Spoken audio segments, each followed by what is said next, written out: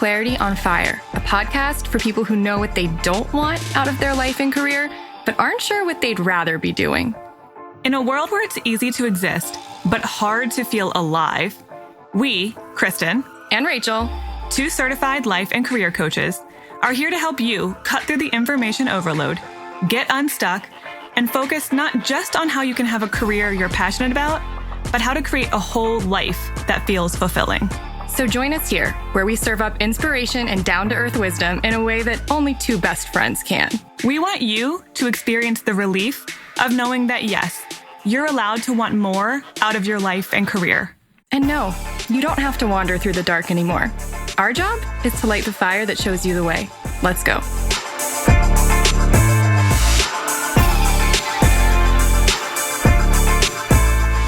Hi. Hey. I feel a little crazy. It's a crazy day. It is. Yeah, we're both It's having some crazy life. days.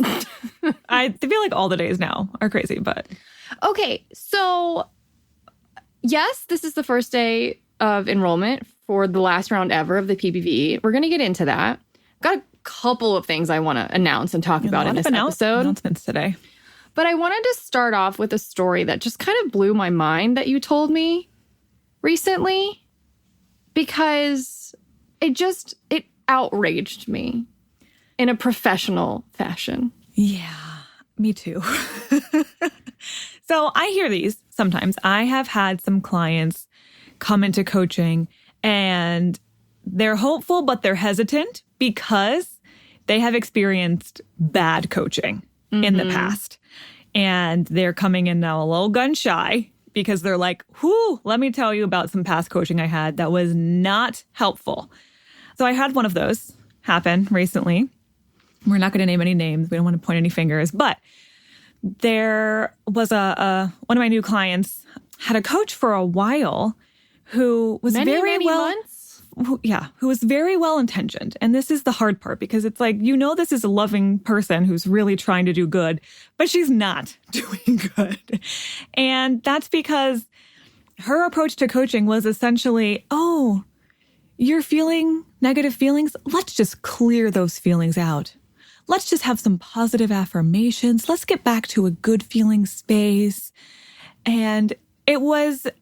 I don't know how much we've talked about spiritual bypassing on this podcast before. Well, it's actually very related to our episode from Friday about people ignoring or diminishing your feelings. I actually think in a well-intentioned way, a lot of coaches can end up being like, no, don't look at that. It hurts. Let's go look at something else. And in doing so, they never actually acknowledge you or make you feel seen because you're not allowed to have a negative experience in front of them. Yes.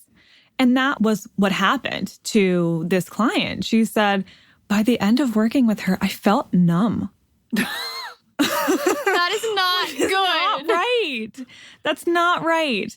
And by the end, she essentially had to fire this coach and say, I need to feel bad for a little while. And I don't feel like I can here. So I actually love that she stood up for herself in that way. And I think a lot of people who experience bad coaching eventually are like, this is not feeling good. I don't think this is right. But it can take a little while to get to that point, and it can cause some damage along the way. So we want to be very clear about good coaching and bad coaching and how to tell the difference, because this is not the only story I have heard. I have heard a lot of stories like this of people who say, I just felt like it was very surface level. I felt like it didn't really get to the core depths. And I didn't feel like my coach really saw me or acknowledged what I was there for. Yeah. And I'm tired of hearing those stories. Yeah, I want to just talk about it, not for a long time, but for a few minutes, because obviously a lot of people here are interested in coaching just in general, because you guys are deep thinkers and you like the idea of, being prompted to clear out your blocks and figure out what you really want and asking the deep questions like, who am I and what am I here for and what's the purpose of my life and all of that.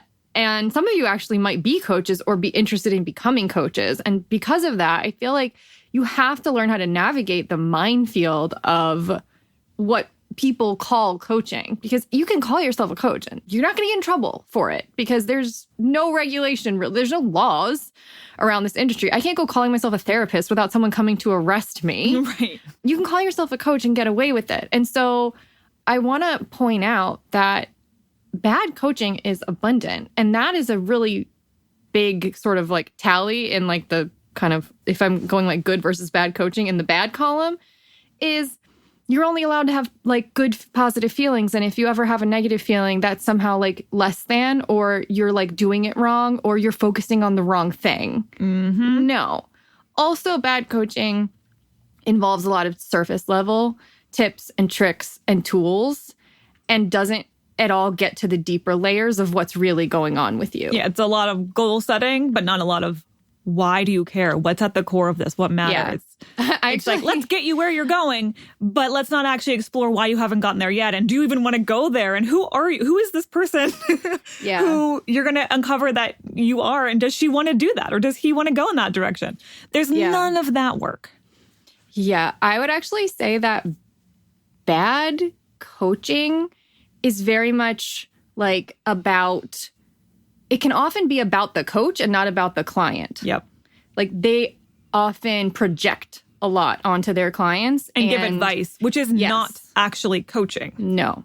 Good coaching is about asking questions that people can't, it hasn't occurred to them to ask themselves to help get information and ideas and blocks and fears out of them that they don't realize are there. And that might be preventing them from getting what they want, or just so sort of like occluded that they can't even see what they want. And that has nothing to do with the coach. If you're a good coach, it doesn't matter who you are, what your experience is, or what your background is. You should be able to sit down with another person and know the questions to ask and be able to sort of like in an emotionally intelligent, intuitive way, discern what's going to work on this person and how can I maybe tweak some of what I know works on a lot of people, because humans have a lot of things in common. But how can I kind of read this person and know what's going to, what can I bring out of them and what are they ready? Yeah. What do they need in this moment? Yeah. Often, a bad coach might try to get you to do, oh my God, huge bad coaching. No. They try to put you into action before you're ready to take action. That's exactly what happened. Yes. To this client that I was just describing. Yes. She was like, I just need to feel this for a little while. I just need to be where I am. I don't want to just be pushed into this new mindset or into this new action plan right now. I'm not there yet. Mm-hmm. Yeah. I mean, I've talked about this before and, we've already alluded to it, but good coaching is non-contextual. And I think that a lot of coaches struggle with this, but a lot of clients struggle with this too at the beginning. What they really want is like, if you're trying to sit down with a career coach, often what a client really wants is just to be told what to do. They think that's what they want. They think that's what they want. They think that you have the answer and that like it would be really great if you just came in and told them what to do. And so often you will find bad coaches who do that, who maybe you're sitting down with like a not great career coach. Oh, you should do this job, or you would be so great at this. Let's take a personality test, which I'm all for those, but let's only look at careers that align with your personality test. Right. Let's not consider any other Let's deeper use it as issues. Prescriptive. Right, as opposed to maybe just informative or like helping you refine your options, not close you off to only these options. And so bad coaching exists very much on that surface level of, let's fix the... Let me put it this way. Bad coaches take you too seriously. They think... No, I'm like, right? They think that you're right about what you need instead of intuitively knowing what you actually need. Right. Even if you come to them saying you think you need something else. Right. Like a lot of times my clients will say, I need a new job. And I'm like, I don't take them seriously almost ever. Sure. And we're going to do some deeper exploring. Okay, maybe. You know what I mean? Yes. Because how often have you ever actually been fully right about what you thought you wanted? And like sometimes you just don't know what you need. And a good coach is usually able to discern what you need and advocate for that versus giving you what you think you want in the moment. And it takes a very confident person and coach to be able to navigate that. It's true. And at the beginning, I found that very hard as a coach. Yeah, that's very vulnerable when you're starting out. Right, because people are paying you and like they're saying, I want this. Yeah, you want to give them what they want. And you're like, I'm telling you that's not what you want. And I can tell that what you really need is much deeper. And like, you're saying my life will be fixed if I just get a new job. And what I know to be true is getting a new job isn't going to do jack shit for you because you're not even capable of feeling happy and fulfilled, period. Yep. And we have to like Start there. do that work before you can even get a new job and enjoy it and actually keep it. And so, no, I'm not going to give you what you think you want. Yeah. At this point, I have no qualms. No, about none at feeling all. that or doing that. But at the beginning, that's nerve-wracking. So, either not well-trained coaches or not trained coaches at all, because technically you don't need training, which is I once read an article. Oh, God. And it just made me burn in a bad way, like to my toes. I was just like angry. Is this a Rachel Rant episode in the making? Well, no. I mean, it was just, I don't remember the specifics, but I remember that this girl was like, I hired a coach and it was awful. And basically this girl was like, 23, which is fine. I started coach training at 23 too, by the way. But she had clearly no training, or whatever training she had was perfunctory and surface level and not good. And like when her client, this person who was writing the article, was like, I'm anxious or I'm feeling unsure, she would be like, well, what works for me is taking a shot of whiskey. Oh my God. I'm like, okay, Wow. I could unpack a lot of layers of. So many places I could go with that. What's that meme that's like, that John Mulaney meme that's like, now we don't have time to get into all that. I'm like, are you pushing alcoholism on people? Like, not great coaching. Wow. If you're pushing, like literally you're pushing. Here's what I do. That's not what coaching is. B, definitely don't push numbing devices on people. No.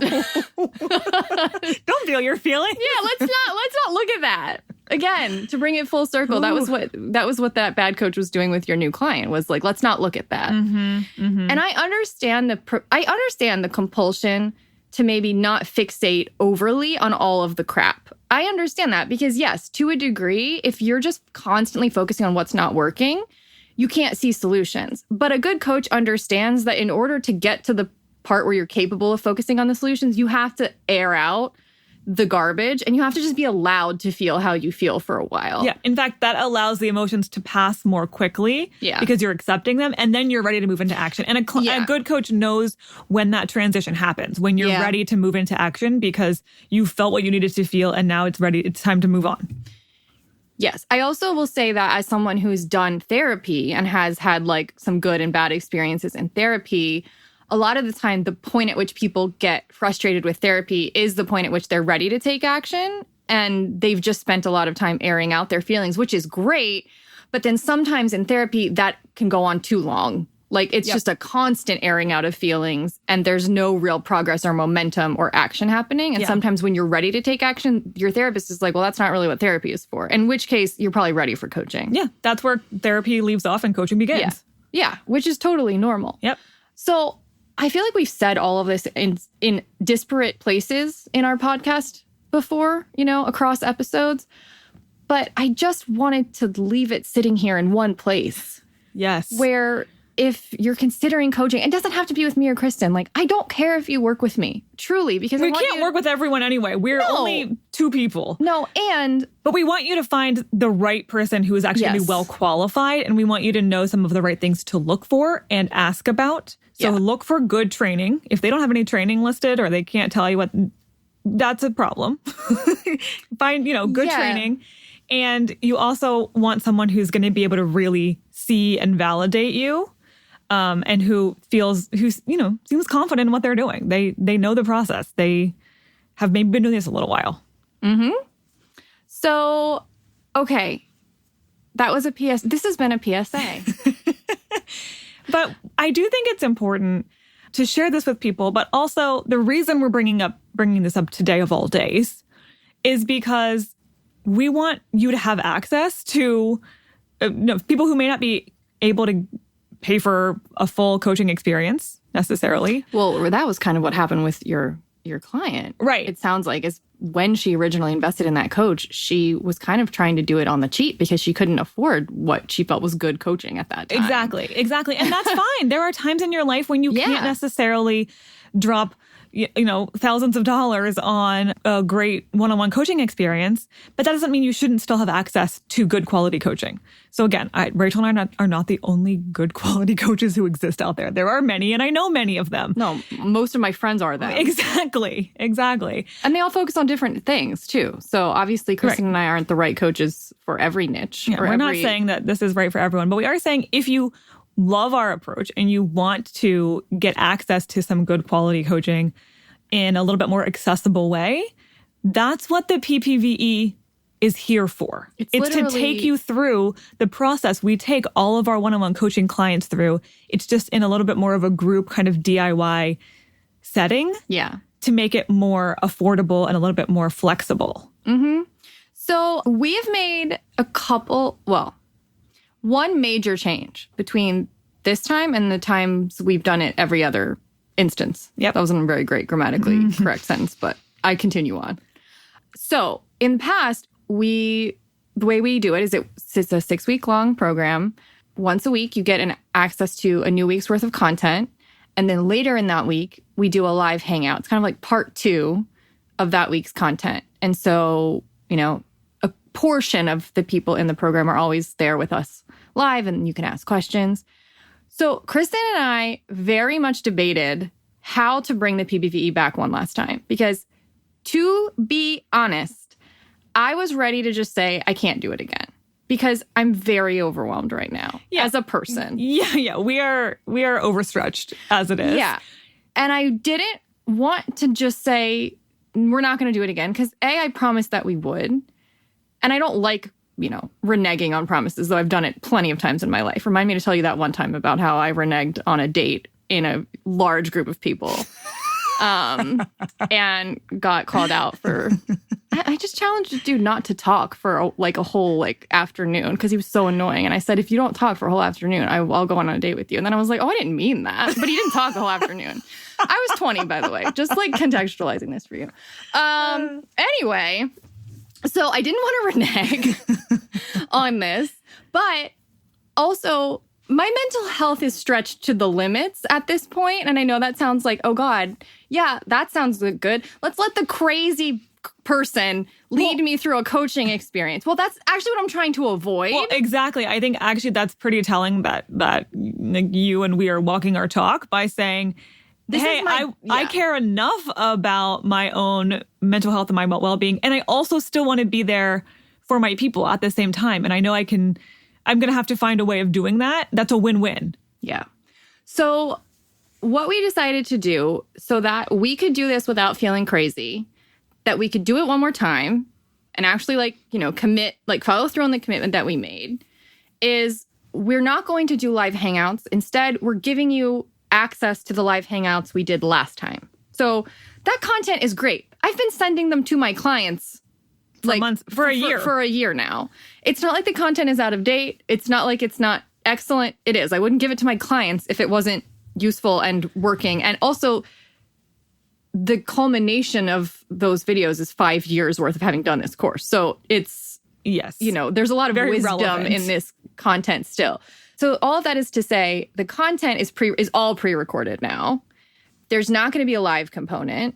The live part, the one-on-one, the live part happens in the forum exclusively, where it's a private forum. You can ask questions. We're in there multiple times a day, responding to people's lengthy, at times, questions and comments. And honestly, we've done this program enough times to know that that's where most of the questions come up anyway. We get a lot more questions in the forum than we do in the live component anyway. Well, the live most component people can't even be there for the live part. Exactly. We're not going to do it multiple times a day. And so the time zone doesn't work for most people who go through it are watching the recording of it anyway. Mm-hmm. So we're just giving everyone access to the recording this time and having all of the Q&A come in the forum, which is where we are most often anyway. And because we're not doing a live portion anymore, I'm not raising the price of this course. Yeah, we were fully intending to do that. Not going to do it because I'm like, well, if I'm going to slack off, you can slack off by not having to pay as much. And it's really not slacking off. It's really just boundary setting. It's like, I can't do this and stay sane,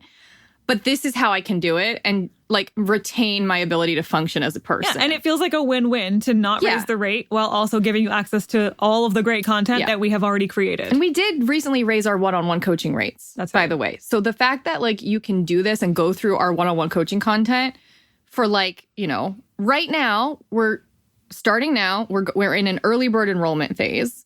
Course is usually $469. Until Friday, the 24th, it's $100 off. just like on our site. You don't need a code. It's just $100 off. That is a tiny fraction of even our smallest coaching package. Yeah, I mean, it is an insanely low price. And like, this is the last time we're doing this course, and we're only taking 50 people. So if this is something you really want to do, remember, you have forever access to this. So just because it's the last time we're doing it doesn't mean that it's going away for you. If you sign up, you can go through it as many times as you want.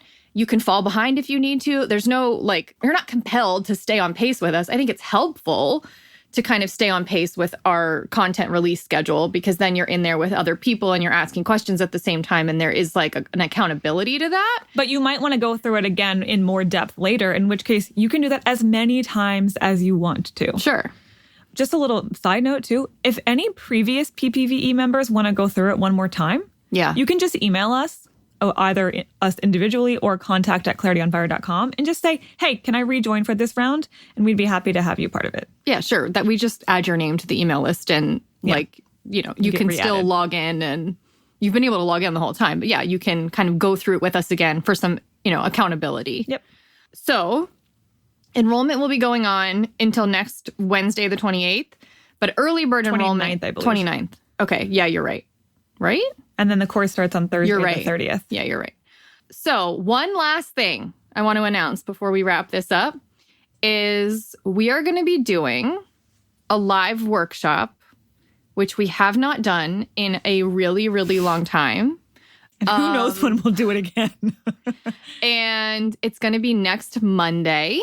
So the 27th, it's going to be at night, which is different. We don't usually do them at night, but we're doing it at 7:30 p.m. Eastern.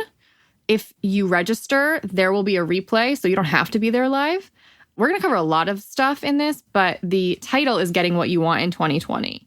It's going to be live workshop. We're going to have some Q&A. The Q&A can be about anything, but you're not going to be able to ask questions unless you're there live.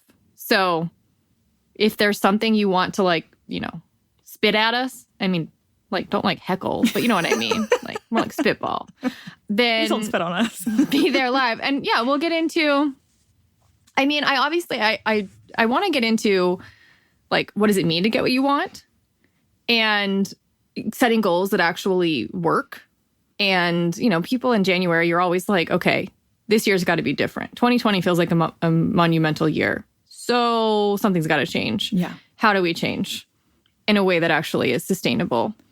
And yeah, there's been a lot of that energy that I'm feeling from clients this month. So we really wanted to just spend some time digging into that with all of you. Yeah. So if that sounds fun to you or good, or just like, hey, I could always use some additional Crachel wisdom. Yeah, it's free. Yeah. Just register. There's no reason Link not to. in episode description.